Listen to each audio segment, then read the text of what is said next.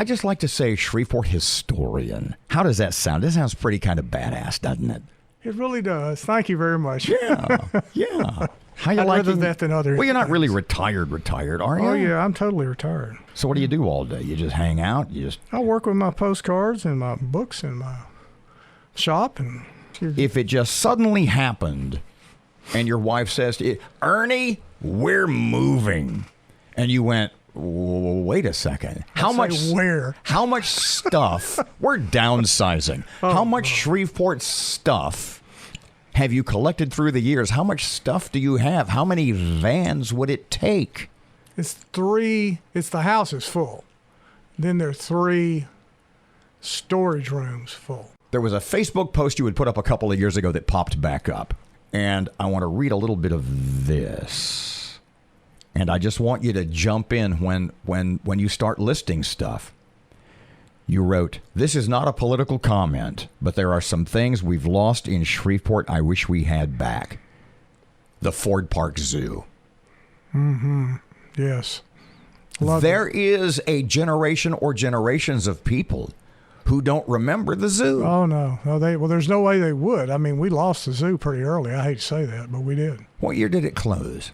It's in the 60s. I don't remember exactly what year, but it was in the 60s. In the scheme of zoos, for a facility of that type, for a city of our size, was it a pretty nice zoo?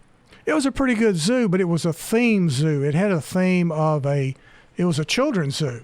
And so it had a lot of things relating to fairy tales, that went along with Mother Goose and the lady that lived in the shoe and things like that. And so it had a theme to it. And, of course, my mother lived out near the zoo in her later years, and the peacock was still roaming around in the 80s. You could hear the peacock from one side of the lake to the other. Good Lord, man. The thing was loud. You continue.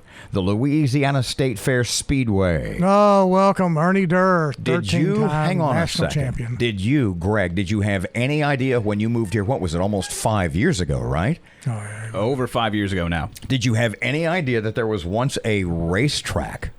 No. On the fair, basically where the big parking lot is now. That's right. It was a mile racetrack originally. First race is in Lost Shreveport, the book I wrote, and I write about Barney Oldfield coming here, and he actually put on an exhibition. First time he got rained out. Second time he comes back, puts on an exhibition, and then later on, IMCA picked up the sponsorship, and they were the big fair carnival racing. Was group. the reason that it was closed, that it was just raised with a Z, is just nobody went anymore? They couldn't get the... No. Tell That's me what not happened. It. No. Joe Monzer told me before he passed away. Of course, Joe and I were good friends. I actually worked out at State Fair, when I was at Fair Park, doing everything under the sun that I could. But anyway, Joe told me, I said, why did they tear down the track? Of course, it happened during Ed Nelson's time.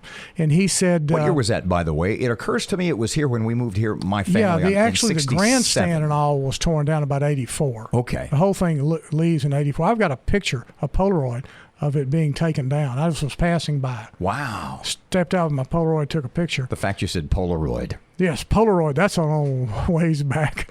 And but anyway, it was taken down because they needed parking.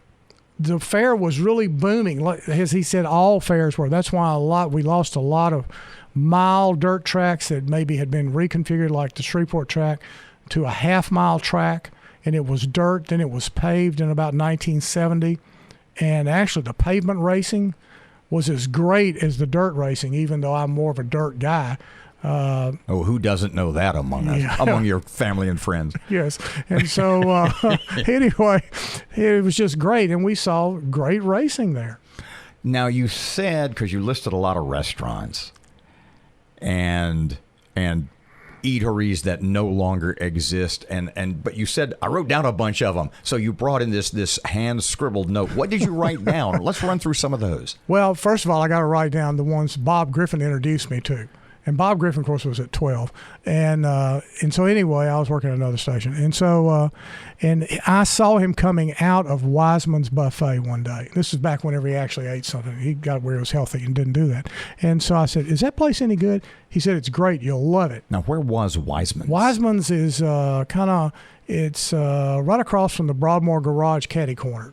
Okay, I know exactly Okay. where you mean. It's right there. I've forgotten the name of the street that you go in Beverly or something. You go back to the golf course, and that's where Wiseman's Buffet was. Mandel Wiseman ran it.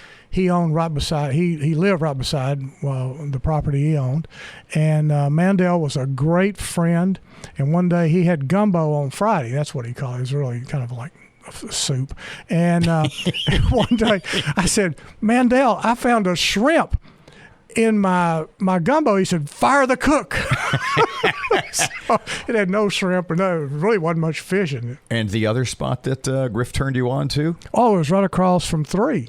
And that was Burge's Turkey and Ham. Yeah. For those great sandwiches. That was open pretty. They didn't close all that long ago. No, it wasn't all that long ago. And it was a great place. Of course, they had another one out here on Monkhouse for a while.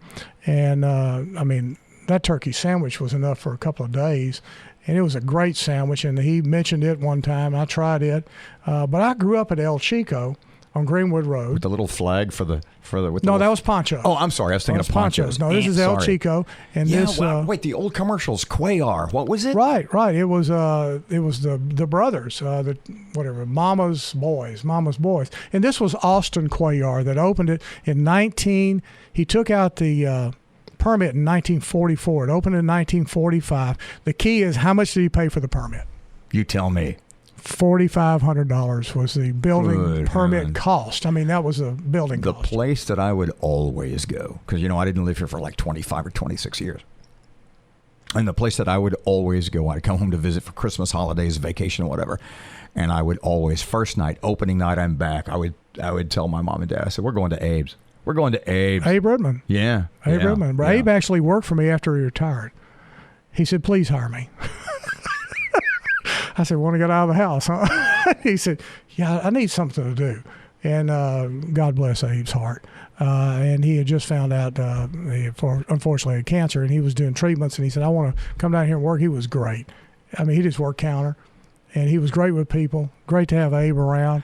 And one of the other places I always talk about a lot, and I've got to mention it, which is Pete's. Pete Harris, which Freeman and Harris, down at the backside of, for lack of a better term, the bottoms, but it was on Western. And Pete was a legend. The food was great, but the key was it was more than just a restaurant. It was a community meeting place, and there were so many political meetings held in the lower floor and things going on. Is there a place like that now? I can't think of one. I've been to Papa's a couple of times, because they're big advertisers here, and I go in there, and it's like, council people can't, not more than 3 at a table. It's a quorum. Yeah. Yeah, no, I don't think so. I don't think we have that. In fact, I thought about that because Ernest down on the riverfront. Like that, it had a back room, and that was the key. You had to have a back room kind of What's type the situation. spot you miss the most? Well, obviously just Mandel, because I miss Mandel in his restaurant. But I would say the original version of the El Chico, if I could get that back, that would be marvelous.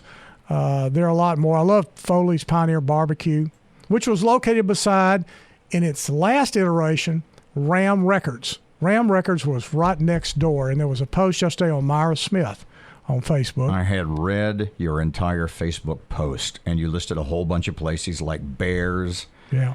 And I miss Bear, too. Yeah. Shakey's Pizza, Haynes Grill. You mentioned Abe's again. The original Monsours on Texas. And then you write, life's okay, but I miss the old days. That's true. That's true. I really miss the old days of the 50s and 60s and 70s in Shreveport.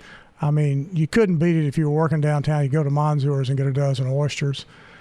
People just can't imagine. People listening right now can't imagine, and I'll tell them about Selber's or Rubenstein's or something, that there were these flourishing department stores downtown. This is pre-mall, even pre-Shreve City in the late 60s. But then you start talking about all the buses and the streetcars and the trolley and everything and you see the old, like the Mangum brothers, twin blends, who do some great stuff. It's incredible work. And it's just it's a world, and it's a time that most people that it's beyond. If you're 20 or 25 or 30, it literally is to a great degree beyond their imagination. Well, it is, because whenever you go out on the corner of Fairfield at Jordan And you think Mr. McGowan said there were 1,000 people working in the building at United Gas when he was asked that question. How many people work for United Gas? This is 53, I believe. It's in the Shreveport magazine. And he paused, obviously, and he said, well, I don't really know exactly, but there are 1,000 in the building. 1,000 people in that building, which we now know is the state building. And no wonder there were a couple of banks nearby. There was a barbershop I put on, the Fairfield Barbershop, that opened, and people said, well, I went there for years.